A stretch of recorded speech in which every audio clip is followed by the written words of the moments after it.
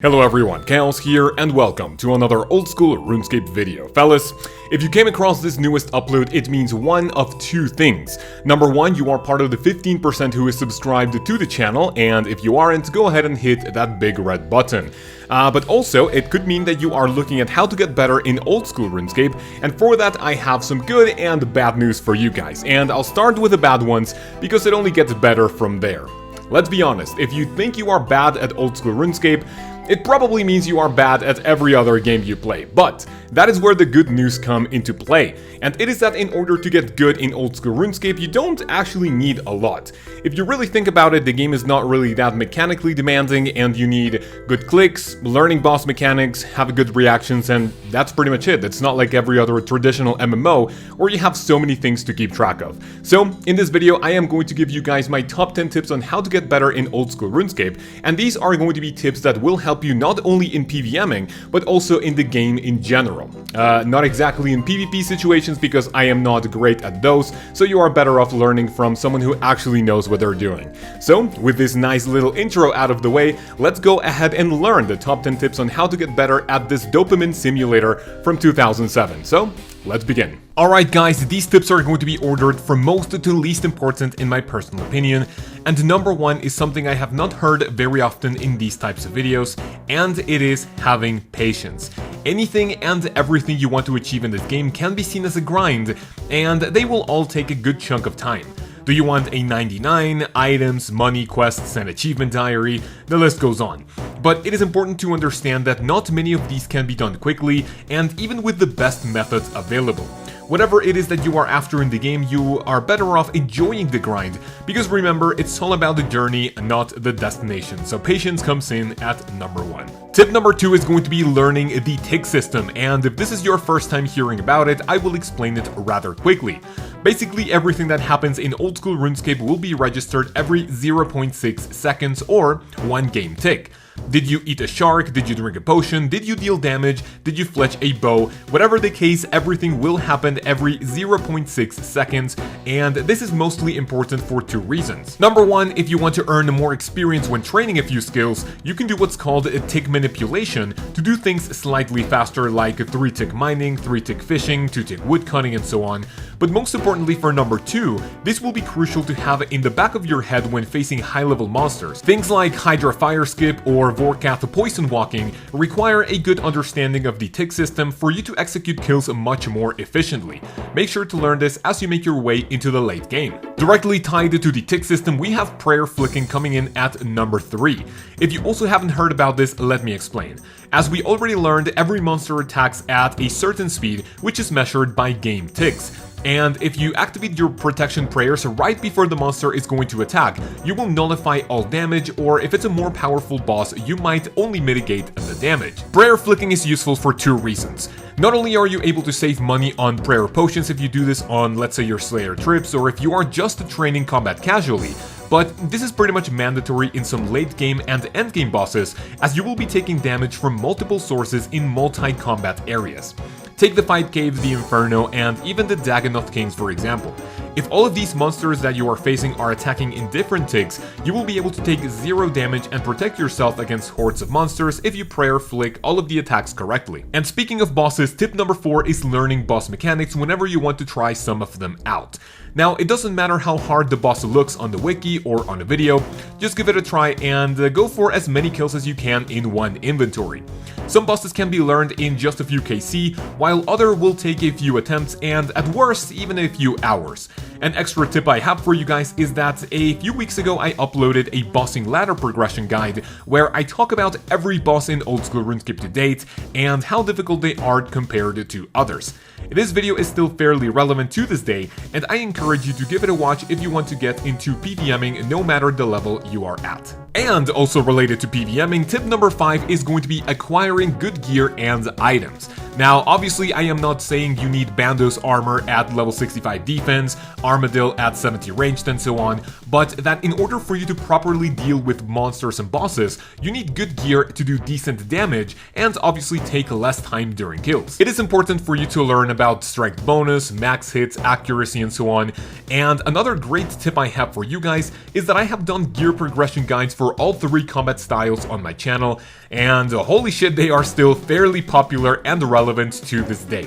Instead of going for the best in slot gear, you can look at what the best items are for your overall level for the best damage output your money can buy. So make sure to prioritize your money when it comes to buying gear and items. Obviously, we cannot talk about getting better in Oldschool Runescape without talking about the recently released combat achievements, which is tip number 6. Look no further than this feature if you want to challenges based on your account progression. And we can look at these as pretty much the ranking system for Oldschool Runescape, Grandmaster being the absolute top tier of players in the game if you see one of them with the Tiskal Zuk Slayer helmet.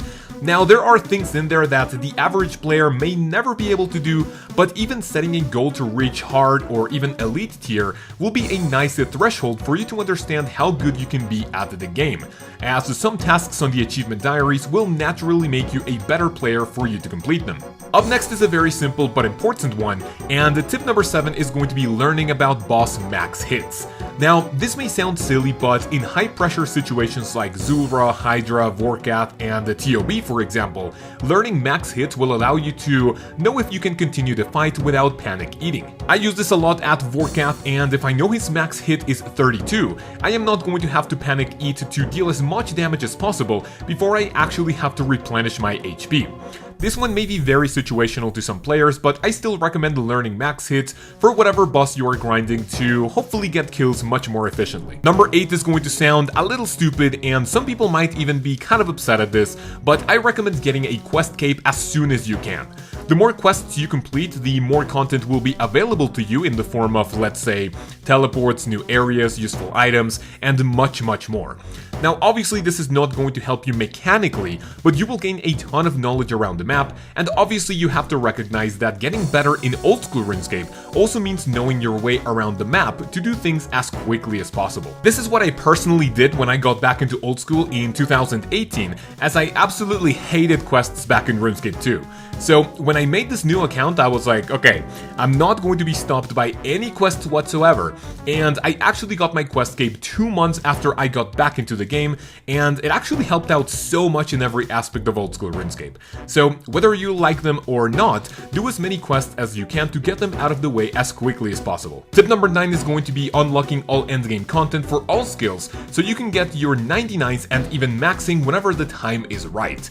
Now, what I mean by endgame content is basically getting the levels required for training methods that will take you to level 99 in the most efficient way possible, or even for you to unlock other useful things in the end game. For example, a lot of people consider level 83 construction to be the end game for the skill, because with a crystal saw and spicy stews, you can buy every piece of useful furniture in the game, like a spirit tree, fairy ring, ornate pool, jewelry box, and so on.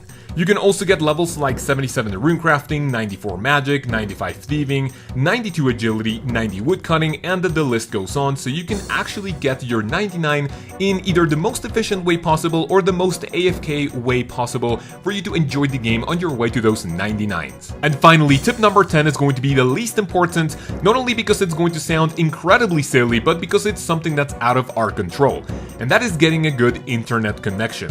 Now, if you live in places like Central or South America, some parts of Asia, the Middle East, and so on, even if you have the best internet available, you may not have great connection to the Jagex servers, but it might be slightly helpful for you to have good ping. As you guys know, I live in Mexico, and I have never seen anything below 49 ping, and not to brag, but I have one of the best internet connections available in the country. So good ping is important for you to execute mechanics at high level bosses properly, and if your connection is bad, you will have to play pretty much predicting what's gonna happen, and that's never a good thing. So a good internet connection comes in last for this list. And that's pretty much it, so hopefully you guys enjoyed and you learned something useful. If you did, make sure to drop a like in the video and send this one to your clanmates, your friends, if they want to get better at Oldschool Runescape. But this time around I have another bond giveaway for you guys, and I want you to leave a comment below letting me know your #1 tip at how to get better at Oldschool Runescape. Hopefully, if this is your first time watching one of these videos, you can go ahead and check the comment section for even more information on how to improve even quicker, and just so you can learn a thing or two that's not in this video. So thank you guys so much once again, specifically to my channel members who are Hey Jacob RS, Poopbotfart, Ryan T, Chance T, Chimera Knight, NadyLP, CraigMHGG, and Joe Kramer in the Rune tier. In the Berserker tier we have Quentin and Marcelo, and finally in the Dragon tier we have Demon Cloak, and in the Nazi tier we have Mr. Moldybot. If you would like to become a channel member and monetarily support this channel if you enjoy the content, make sure to click the join button to learn all about the nice perks and rewards that you can get for your monetary pledge. But that's pretty much it. Once again, thank you guys very much for watching, and I will see you next week, where we will go over how to get your first fire cape in Oldschool Runescape, whether it be the first time or if you are a returning player and you want more tips on how to do it. Once again, and for the third time, thank you guys so much for watching, and I will see you then. Peace!